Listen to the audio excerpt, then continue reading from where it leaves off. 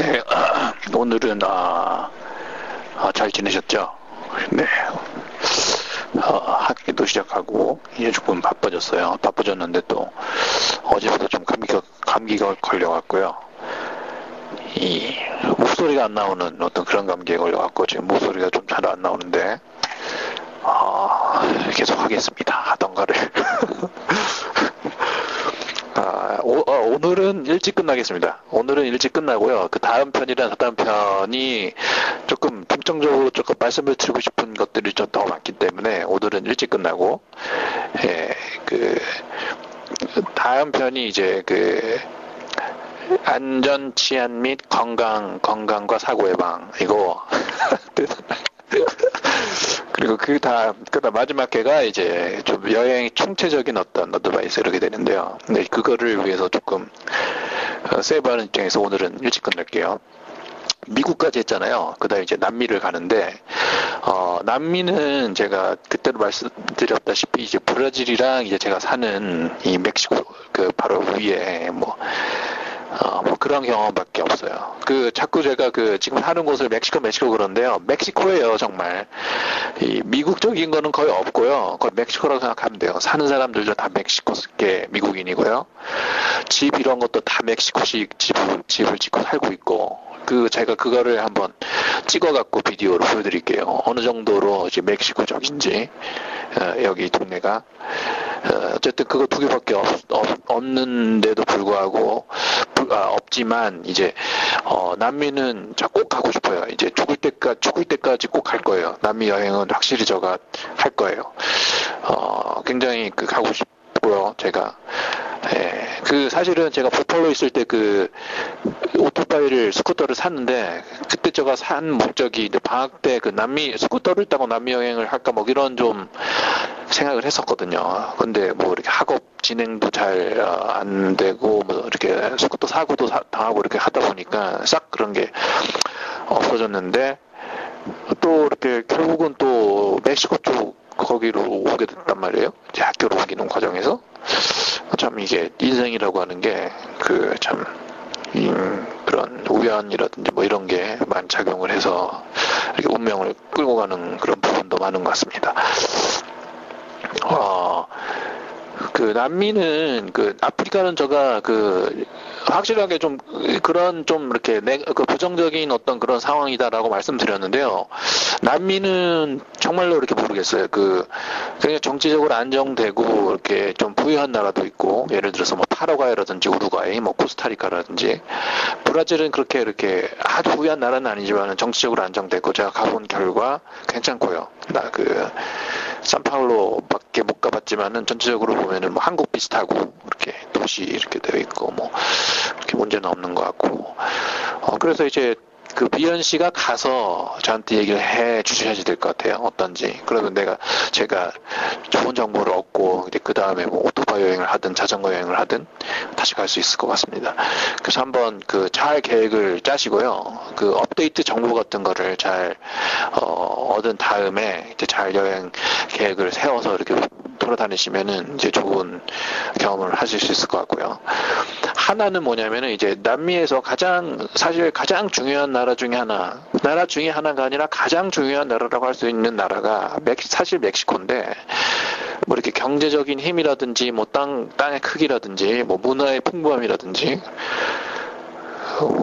옛날 문명이 있었잖아요. 거기는 태양의 피라미드, 뭐 이렇게 달의 피라미드 한번 쳐보세요. 구글로. 그러면은 테노티트틸란인가? 거기에 큰 이렇게 유적 이런 것도 있고, 이제 예전부터 있었던 또 문명에다가 또 스페인이 그쪽으로 들어왔잖아요. 16세기, 17세기. 그래서 그런 스페인적인 굉장히 매력적인 어떤 스페인 문화랑 그 전에 있었던 문화의 어떤 매력적인 어떤 이 브랜딩, 어떤 혼합 이런 것들이 잘 섞여서 뭐 음식도 맛있고 뭐 여러 가지 볼 것도 많고 그런 나라인데도요. 문제가 멕시코라는 나라의 문제가 지금 굉장히 좀 안 좋아요. 드러그워라고 해서 마약 전쟁이라고 해서 특히 미국 국경지대에 있는 많은 도시들이 지금 굉장히 문제가 많거든요. 그런 문제가 있음에도 불구하고 또 멕시코 정부에서는 작년인가 여름인가 이렇게 야후 뉴스를 보니까 그 관광객 유치를 위해서 막 홍보를 한다 뭐 이런 얘기가 있더라고요. 그러니까 이게 좀 대조적인 거죠. 그 어떤 문제점도 있고 또 어떻게 보면은 관광을 아프리카 같지 않게 관광을 또 활성화하려는 어떤 정부의 노력도 있고 이렇게 해서 멕시코는 아마 가고 싶어 하실 거예요. 남미를 꼭 한번 이렇게 남미를 일단 도착했다. 남미에 그 남미 땅을 밟았다 그러면 멕시코가 굉장히 이제 그 끌릴 건데요. 끌릴 건데 이제 잘 한번 그런 거는 체크를 해보셔서 가면은 뭐 좋은 경험 할 수도 있고요. 그러니까 잘 그 연구도 하시고 어느 지역이 좀 위험하고 어느 지역이 괜찮고라든지 뭐 그런 정보를 많이 얻으시면은 될 것 같습니다. 그 미국 이렇게 와서 뭐 딴 데 갔다가 남미 이렇게는 안 갈 거 아니에요. 일단 남미 가면은 그러니까 남미랑 북미를 봐야 되겠다. 그러면 이제 남미를 먼저 봤으면은 남미 보고 북미 가고 북미를 먼저 봤으면 북미 보고 남미 보게 되는데 결국은 이제 제가 사는 곳을 지나가게 될 거란 말이에요. 미연 씨가. 이건 필수적으로 지나갈 수밖에 없어요. 왜냐면 제가 있는 곳이 멕시코랑 이 미국 국경지대에 있기 때문에 하늘 위로 지나가시든지 땅 위로 지나가시든지 그거는 모르겠지만은 어쨌든 제가 사는 곳을 지나가게 되는데 제 생각이 나시면은 지나가기 전에 그 연락해 주셔도 괜찮고요. 그거는 미연 씨한테 맡기겠습니다. 네, 빨리 진행하겠습니다. 그 다음 아시아. 그 아시아가 이제 관건인데 제가 보기에는 그 유럽이 첫 그 여행 그 지도는 좋다라고 말씀드렸잖아요. 여러모로 그 지역도 작고 뭐 잘 되어 있고 제가 두 번째로 좋지 않을까라고 하는 데가 사실은 아시아예요. 아시아 지역. 그러니까 뭐 유럽 지역 말씀드릴 때도 그 말씀드렸지만은 이제 뭐 그 아시아라고 하면 문화의 부부죠. 문화의 부부. 그 세계 4대 문명 그러면 이제 그 나일강, 뭐 메소포타미아, 뭐 황하, 그리고 인더스 문명 이렇게 얘기하는데 이집트 거기를 빼면은 그 나머지 세계 문명은 다 아시아에서 나왔어요. 인더스 문명 그러면 인도고, 황하 그러면 중국이고, 그 메소포타미아 문명이 어디냐면은 현재 이라크 있는 데거든요. 중동. 그 정도로 이제 문화가 풍부하고 옛날부터 역사가 있었기 때문에 그 정도로 이제 역사적인 볼거리가 많다라고 하는 거고, 또 사람이 계속 살아왔기 때문에 뭐 음식이라든지 뭐 여러 가지 춤이라든지 그런 여러 가지 문화적 볼거리 이런 것도 굉장히 풍부하고요. 그런 거는 이제 유럽이랑 비교할 만한데 이제 유럽이랑 크게 틀린 점이라고 하면은 그 스케일 자체가 틀리다는 거죠. 유럽이 말씀드렸다시피 유럽은 중국이 한 3분의 1 정도밖에 안 되는데 이 아시아의 거대함이라고 하는 거는 제가 설명할 필요도 없겠죠. 중국에서부터 시작해서 인도에서부터 시작해가지고 뭐 중동까지도 아시아라고 치니까 뭐 일본도 있고요. 그리고 태국도 있고 뭐 인도네시아 인구가 2억이란 말이에요. 2억 넘는 엄청난 큰 나라고 그렇게 하다 보니 스케일이 크단 말이에요. 그러면 이제 유럽처럼 이제 싹 끝나는 게 아니라 그 아시아는 그 계획을 잘 짜셔야 돼요. 그러니까 예를 들어서 이제 일본을 갈 것인가. 최소한 일본을 갔다 그러면은 그냥 일주일에 싹 끝날 나라는 아니잖아요. 일본이 엄청난 나라이기 때문에 거기가 뭐 전통적인 것도 잘 보존이 되어 있고 현대적인 어떤 그런 최첨단 어떤 그 테크놀로지 뭐 이런 것도 굉장히 발달되어 있는 나라고요.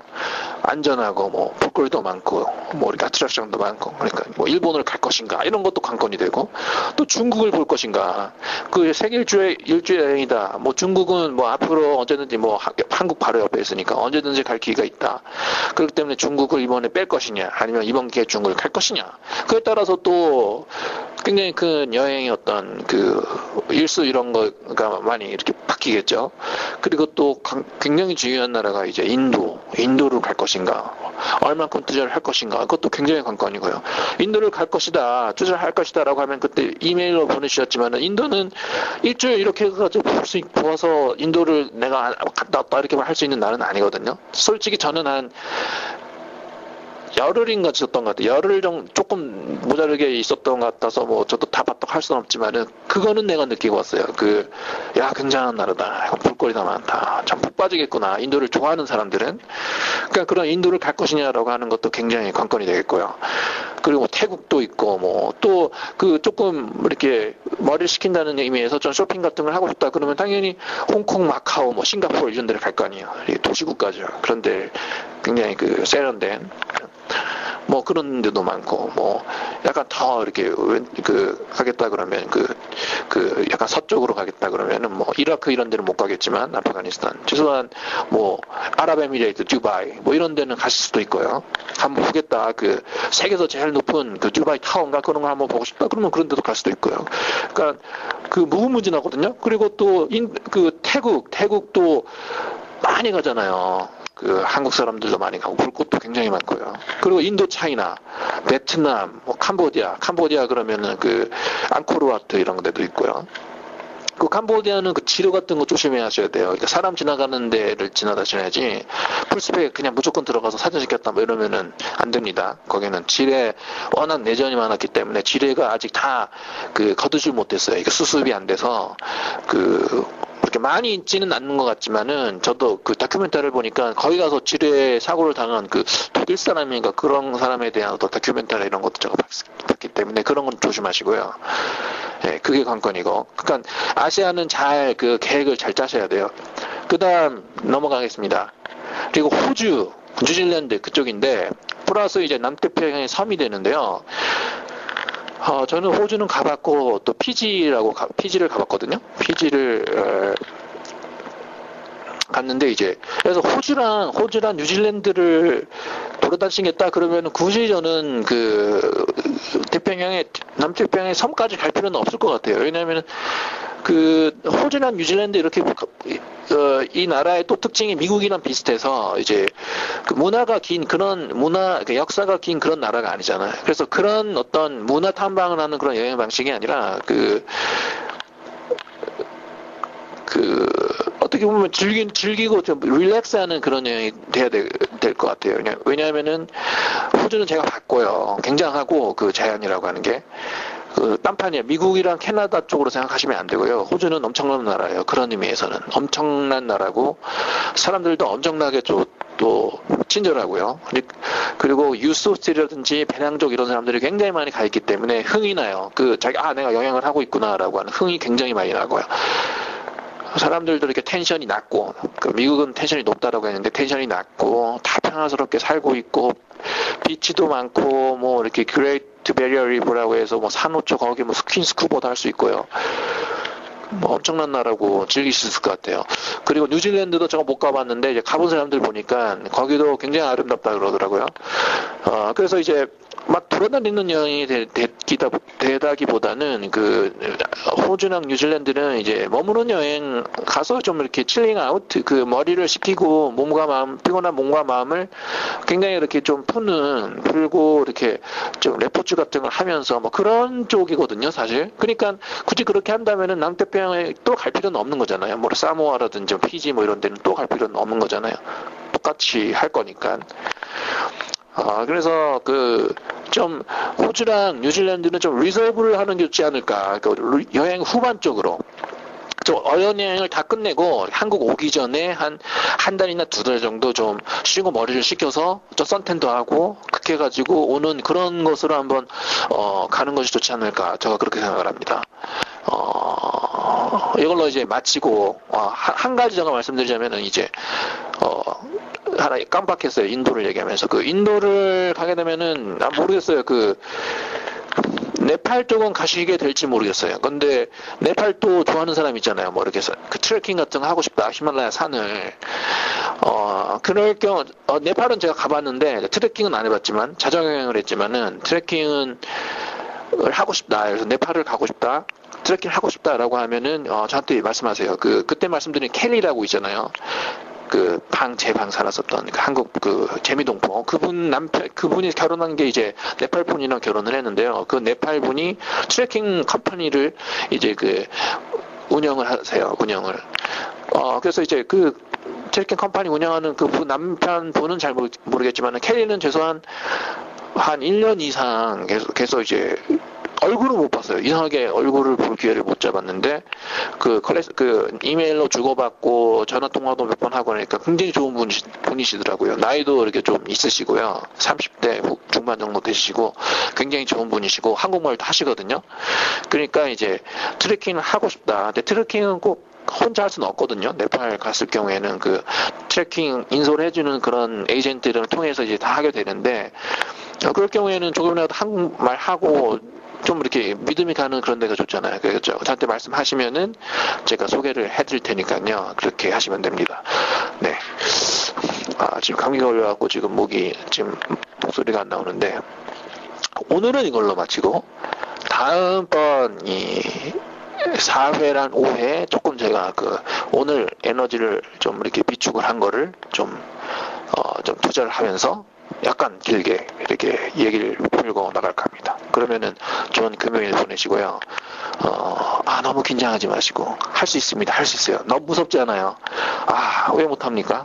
네, 그러니까 그렇게 푹 놓으시고요. 네, 그러면은 또 뵐게요.